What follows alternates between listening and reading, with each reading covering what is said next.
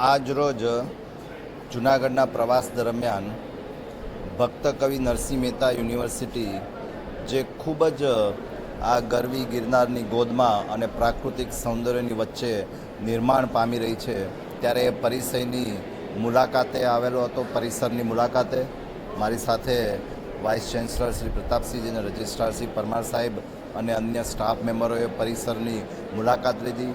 જે 7 નવા ભવનો ચાલુ થવાના છે એનું પરીક્ષણ કર્યું.